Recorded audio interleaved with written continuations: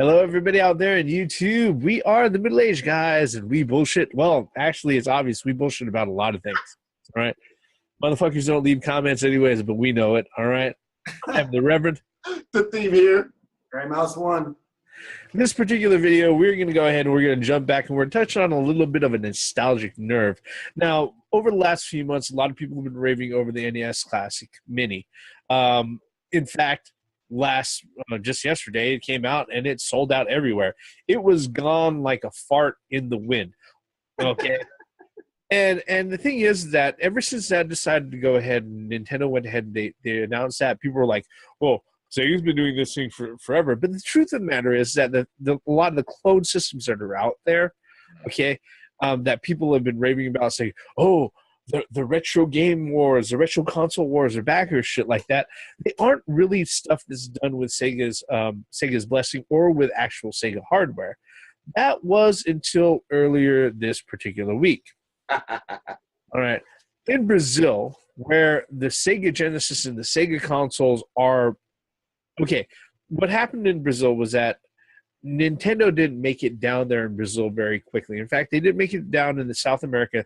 They didn't make it to the UK as quickly as they did in the States and also in Japan. As a result, in places like London or England or the United Kingdom and stuff like that, they rave about their Amstrad systems and other things that we don't even know about, okay? In Brazil, they raved about the Master System, okay?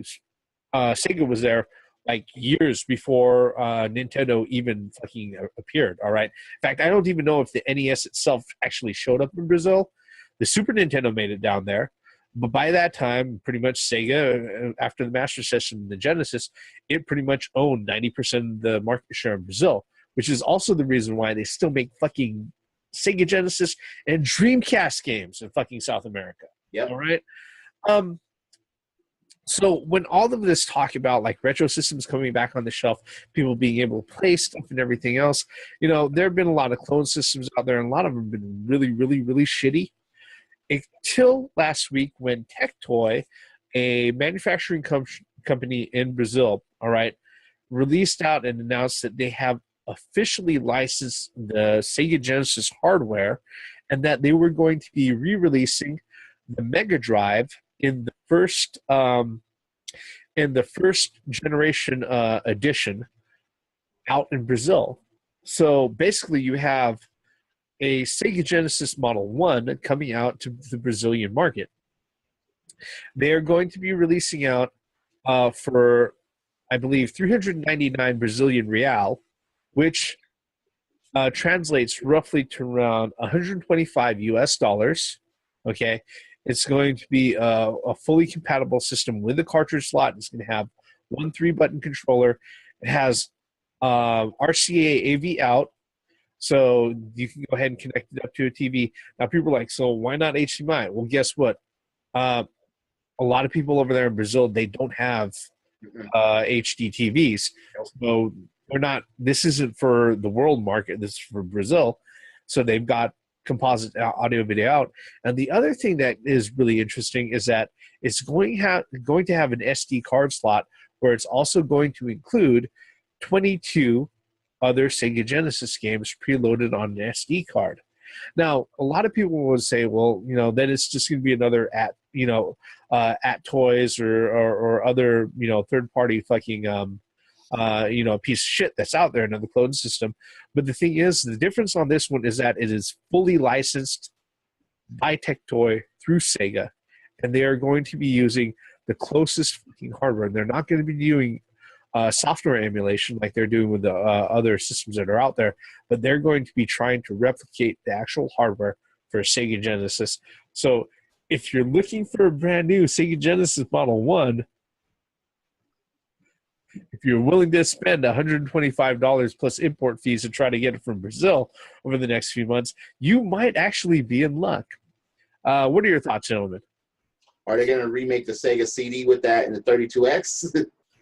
You know what? I haven't seen whether or not it has the expansion slots, but if it has, oh, you know what? I don't know if it has the sync cable slot in the back.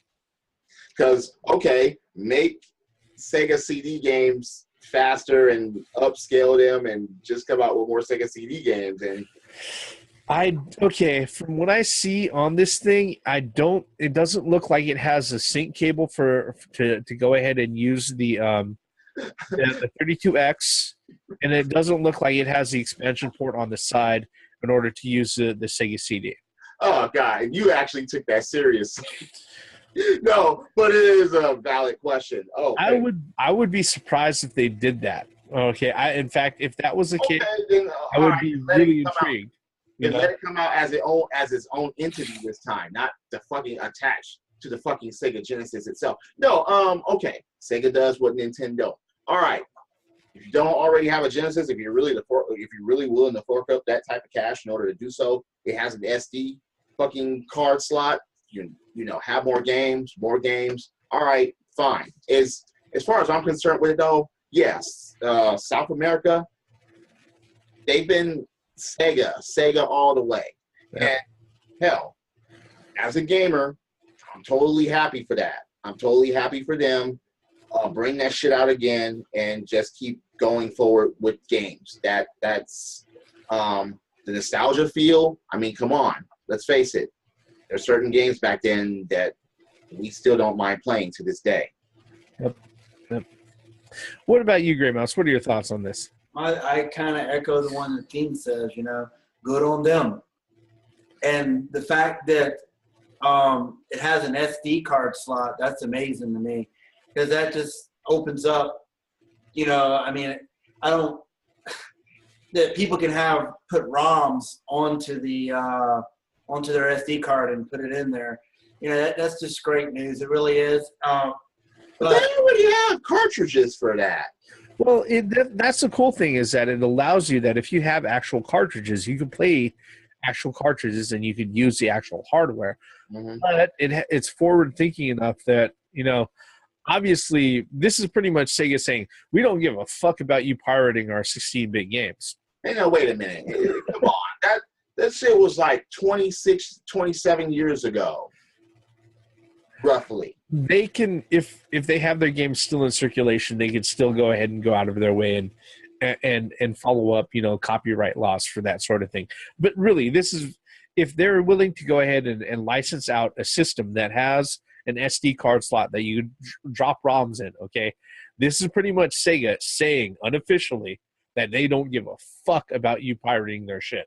Okay, then re-release the fucking Sega Saturn and fucking look.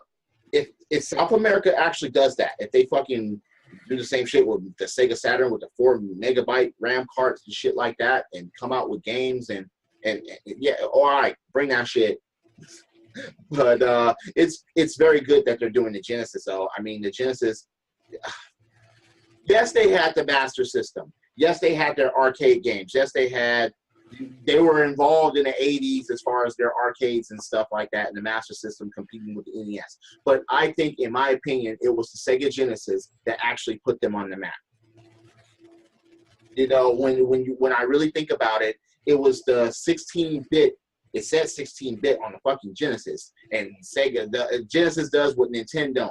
And yeah, we have 16-bit graphics. We were getting arcade games from motherfuckers like Capcom, with with Ghouls and Ghosts, and with Strider. You know, Sega had Altered Beast and Golden Axe. They weren't arcade perfect, but they were close enough. They had their own. They brought their mascot with the Genesis. You know, so yeah, they brought Sonic, Streets of Rage, all that shit. Eternal Champions is so underrated as a fucking fighting game. Or a first-party fighting game for the fucking Genesis. It's like Genesis has a lot of memories, lots of good games on it, and for their Genesis to still be compatible with cartridges and with some new features, good for that shit. What about you, Grey Mouse? Anything else to add to that particular one? Now, what I will point out as a caveat to anybody who's going out of the way to import this is that it's going to be kind of tough to go ahead and do so. Well, at least trying to find a reliable supplier out of Brazil to go ahead and get this. But the other thing that they have to worry about is that Brazil is a PAL region.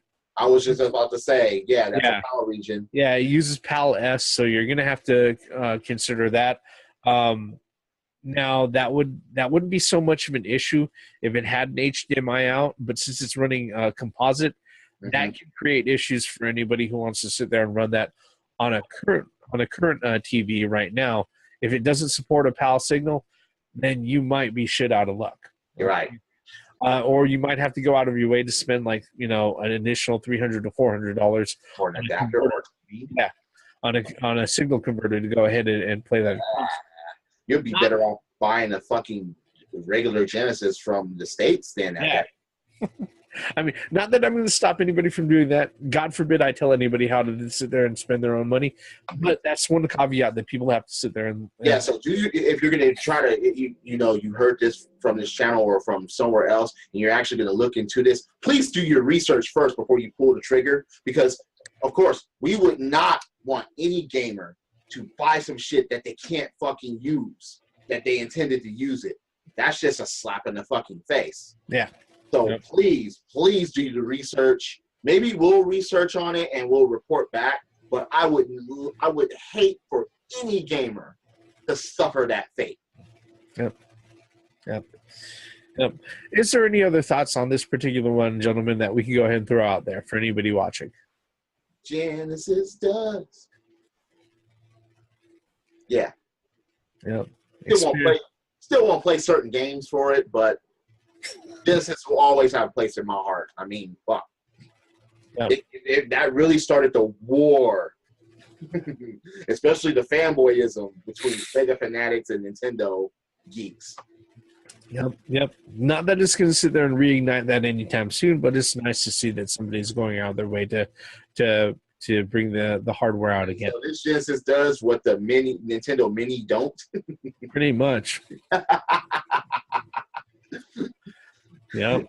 Damn, that Mini should have had a fucking SD card slot or something. It would have been nice. It would have been nice. Shit. But, maybe then I would have stood in line for it. It would have been nice. But yeah, that would have been nice. But good for South America for doing this. Yep. Good on TecToy. All right. And with that, we're going to go ahead and we'll wrap this particular short video up, folks. If there's anything we think we missed or any thoughts on TecToy putting this out to the world again, brand new fucking Sega Genesis hardware. Really. It's 2016. Yeah, 16. Hey, we just got an NES Mini. Yeah, I know. But that was. I mean, come on. It's 2016. 31 years ago, the NES. That just goes ahead and it proves the point that the folks who are playing this shit aren't little kids anymore. And that shit's sold out. Yeah. So I mean, come on, adults went and gobbled that shit up. Yeah. No, and if there's anything that we've left out or any comments you want to make, feel free to go ahead and leave them below. If you're so kind, like I always say, hit that like button, hit subscribe. We are the middle-aged guys, and we have been bullshitting about a brand new fucking Sega Genesis console. I'm the Reverend. The theme here. Very mouse one. Once again, for the benefits of common sense, logic, and gaming. Why don't they come out with a Sega Nomad with a reset button on it so I can complete X-Men on it? Shit. Nomad was the shit. Except for the battery life. And no reset button on it. But think about that, okay? Software, come on. Credits. Last processing, bitches. Last processing.